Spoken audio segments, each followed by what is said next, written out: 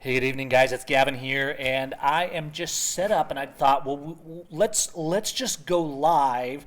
I actually got a new mic for here in the studio for doing my voiceover work and stuff like that. Maybe my voice sounds smooth and creamy and nice, and maybe I don't have the audio set up correctly. But you can let me know. Sean C in there. Hi from Washington. Taylor and Michael M and all you guys. So, all right.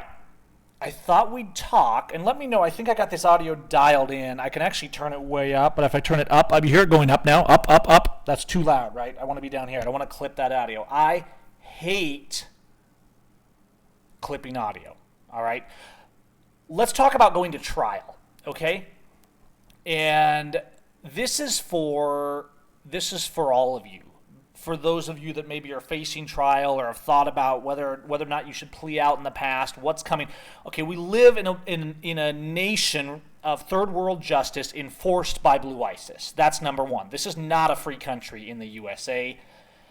That's a fact. Okay?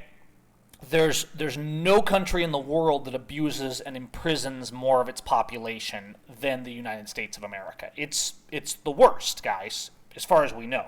All right, so thanks for all the nice comments in there, guys. But I just wanted to talk briefly because there's trials going on, right? The Bundys, they're still in jail after 2 years. They're just now going to trial for the Bundy Ranch incident where they peacefully stood up and protested, and the government abused and molested. And I mean, I was there. I saw it, okay? I was at the Bundy Ranch. I saw people being peaceful, and the whole world saw the government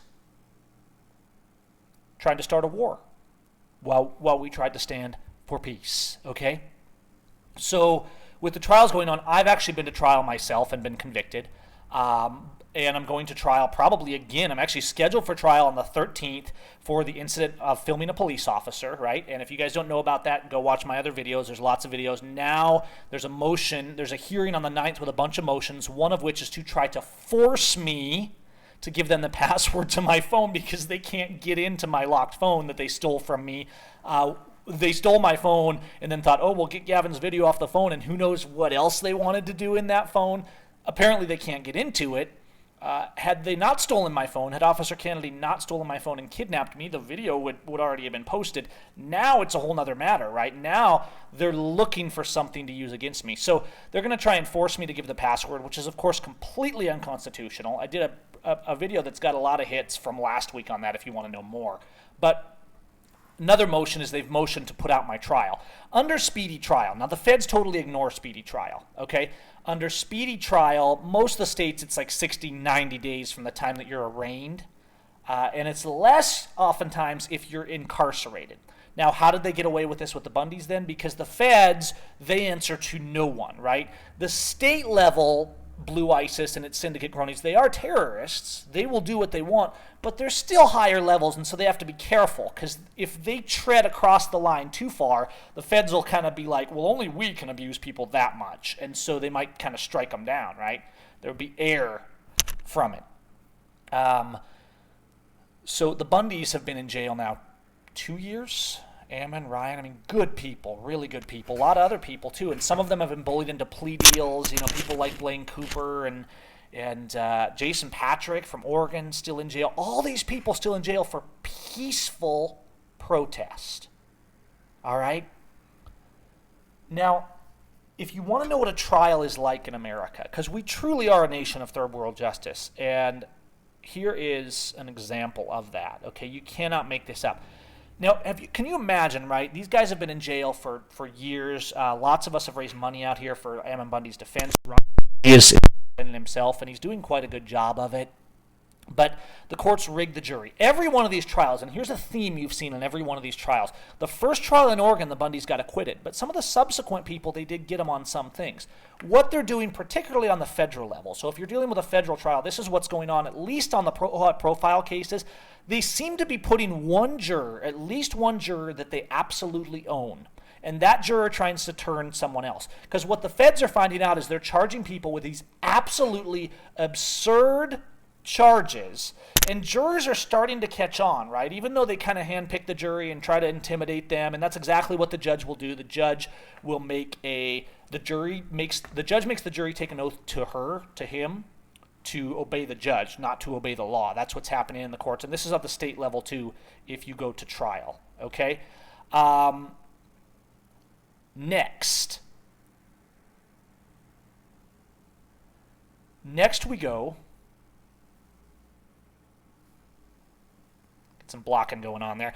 Next we go and we have the trial. They seem to be planning one juror, and what happened in the first Bundy, the Oregon Refuge trial in Oregon, is that juror got thrown off. So they got thrown a curveball, right? Because they keep losing these jury trials. Diane, thank you, appreciate it. They keep losing these jury trials because they're so absurd. But these are high-profile ones. Most of us little guys out there, we're just going to prison, is what's happening.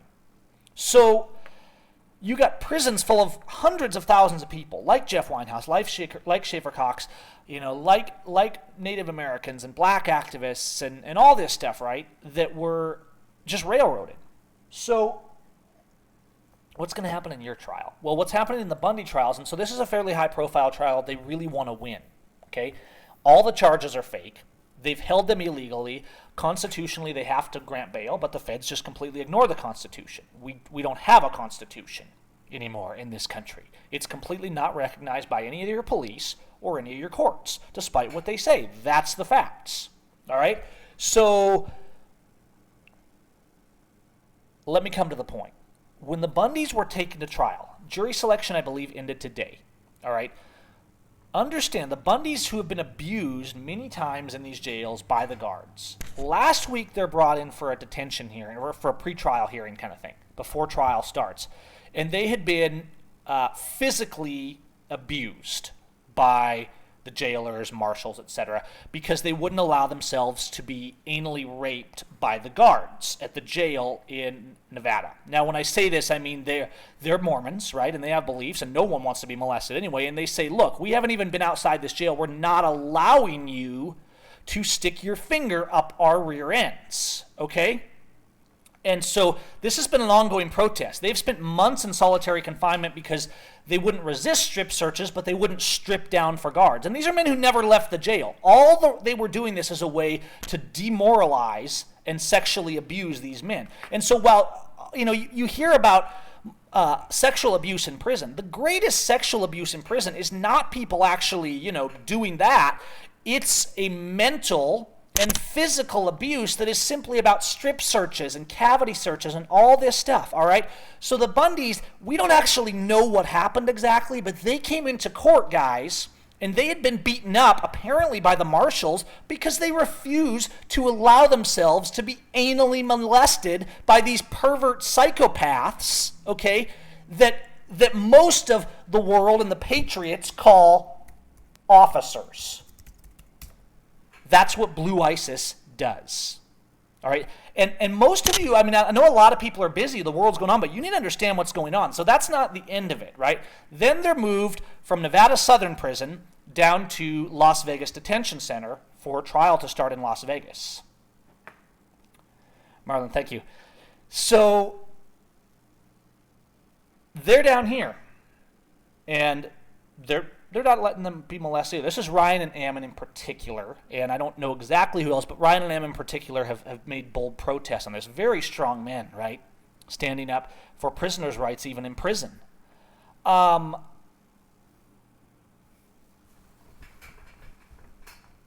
brought into court this week, okay? They've been keeping them in a cell with no beds, maybe one blanket.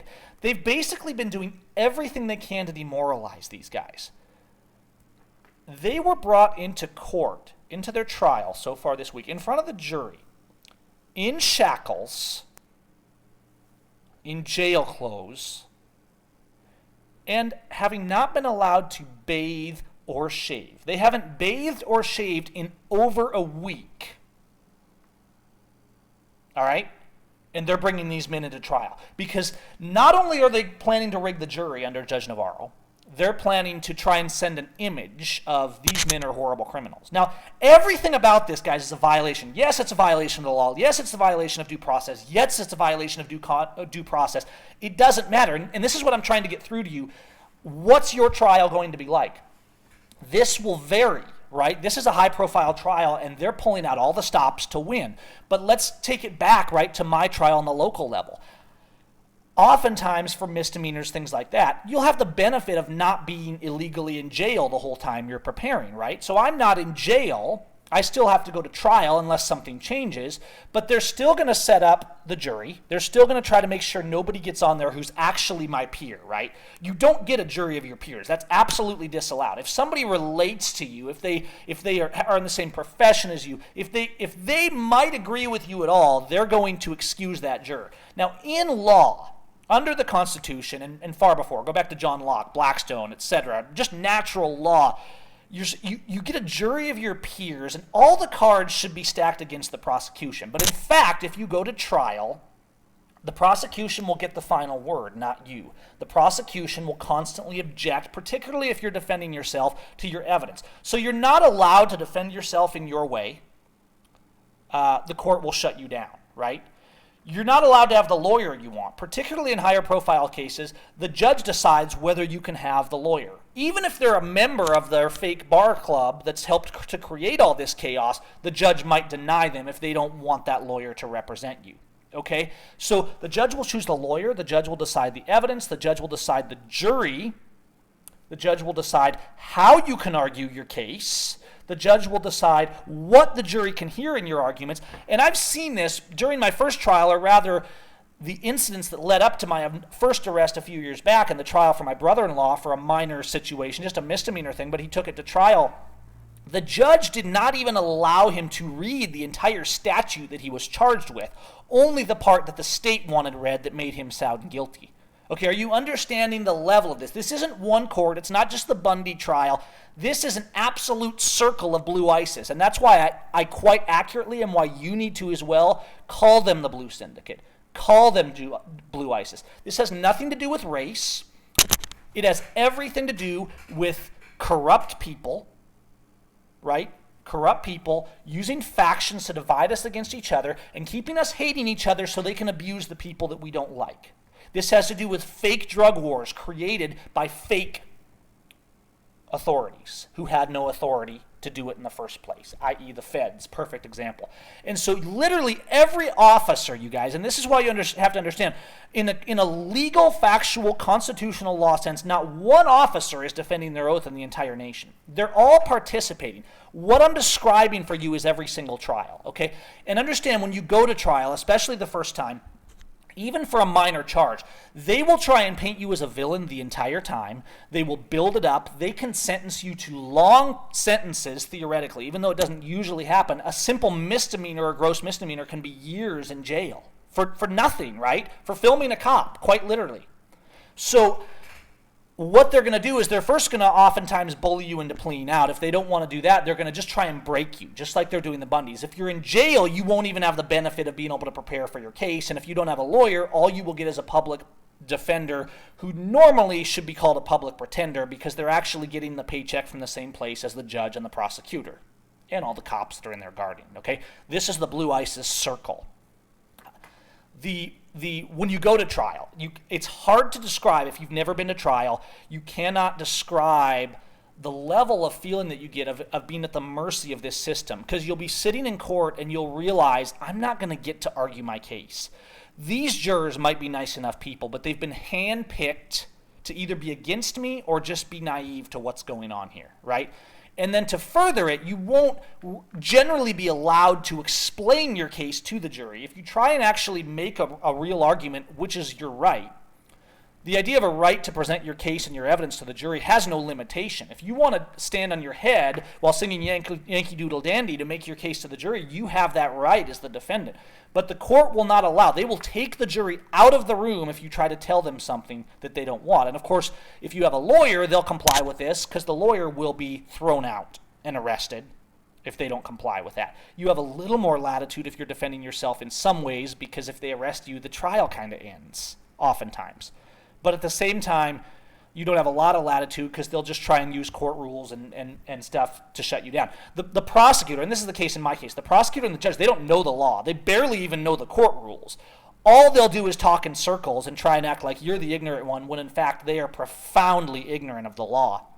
And so in my case, it's not that I'm afraid of whether I can argue the case or argue the law, because I know the law. I know that they broke the law. I know that they're committing various crimes all the way up to this trial. The point is, to some degree, short of your appeal to heaven and your common sense, there is a assumption. You are assumed guilty by the court, despite what they will tell the jury. They'll tell the jury you're assumed innocent, and then they'll proceed to tell them why absolutely, and the judge will back up the prosecutor pretty much every step of the way. So I don't mean to paint a dark picture if you're facing this, other than to be aware of this, right? Look to a higher authority. Argue your case simply. Don't try and get into conspiracies or craziness. Just be candid and honest would be my thought, particularly if you're representing yourself, and be willing to stand up a bit, okay? But understand how bad it is and tell the world. This is Blue ISIS. They've got us worrying about terrorist attacks like the ones that we see happening all the time. Much of the time that our government is actually hiding information and even involved in, right? It's likely that all these recent attacks were in some way sponsored and allowed by government authorities. Now, we don't want to get into all that today, but there's a pattern of this, right? They always use these things to divide us, and I talked about this either here or on the Facebook page stream the other day, okay? So understand what you're doing going in. What I'm getting at today is be aware of what they're doing to the Bundys, but understand that this is what's happening to countless people in trials that you're never even hearing about. And if you're facing a trial, if it's more local, state issue, misdemeanors, gross misdemeanors, yeah, you may not be in jail being molested and abused, but don't expect that you'll still get due process just because you have a sheriff who says Constitution during election season. Because I guarantee you, you don't have a sheriff that's constitutional. We don't have one of them in the entire United States. And we have, I know people that have been formed on teams with organizations to actually find them, and they couldn't, okay, because they don't exist. If you had a sheriff that was constitutional, they would not allow this to be happening in these courtrooms. And so understand what you're dealing with. Understand that we live in a nation of no law. This is anarchy that we're dealing with, and that's what Blue ISIS enforces, is their crimes, their power, their position, and it's anarchy. They really do make it up as they go. They don't even follow their own rules, their own court rules, their own statutes. They don't follow any of it, much less the Constitution, okay? So just speaking the truth, be confident. Don't hide, right? Do what I'm doing right now. Tell people what's going on. Tell them about the prosecutor trying to force you to unlock your phone.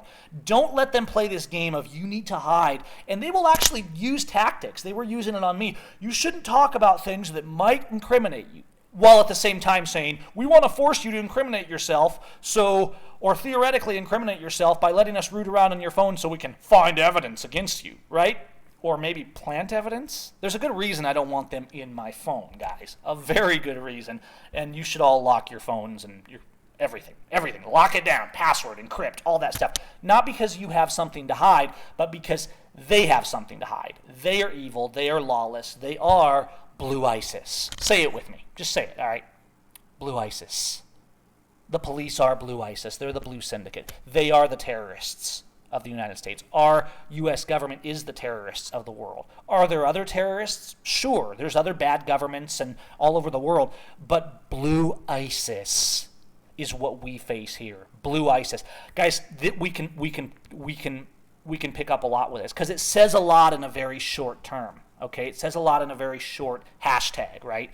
And it also, it profoundly offends the loyalists because it's so simple and they know it has power, okay? It takes away from this fake narrative of Muslims will destroy us all. Are there Muslim terrorists? Yeah, probably, sure.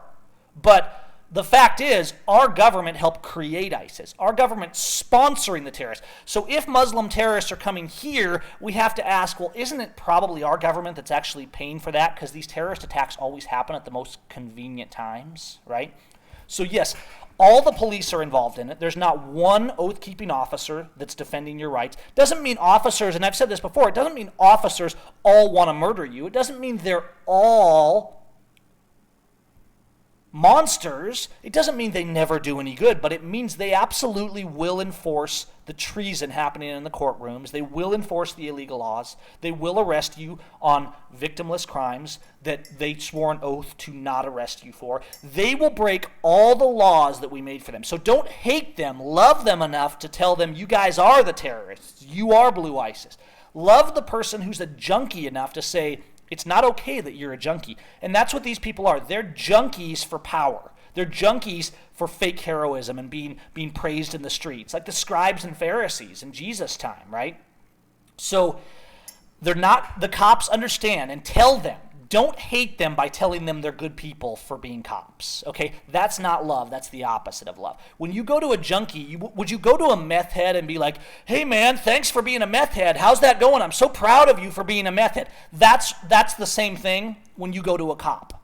You would, if somebody did that, you would be like, that's not loving your cousin, man. It's the same if you support a cop, if you act like they're a good guy. If you don't call them out on their crimes, understand that you are not loving them.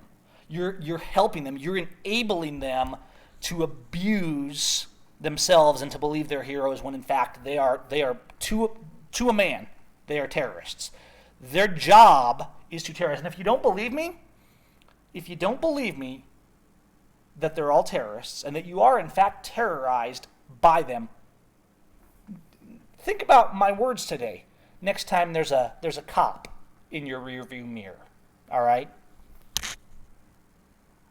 Just think about it. Blue ISIS has to be stopped. And if you guys want to go out and be the army, I want to see this Blue ISIS hashtag appearing everywhere on Facebook. Okay, I think it has power because it's not a message of hate, it's just a message of calling out who they are. Hashtag it everywhere.